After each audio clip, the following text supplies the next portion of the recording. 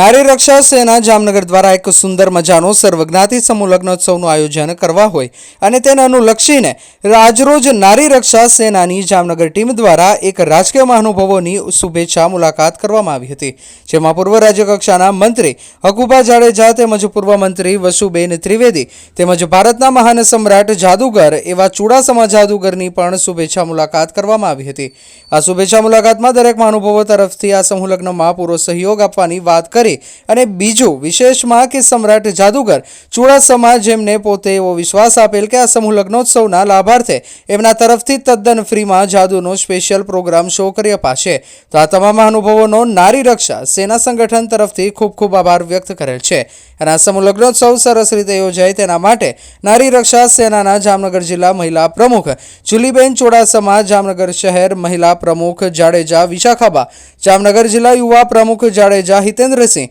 ખરસાણી કિંજલબેન, જામનગર શહેર મહિલા ઉપપ્રમુખ દવે કૃષ્ણાબેન, જામનગર જિલ્લા મહિલા ઉપપ્રમુખ મંગેબ પુષ્પાબેન,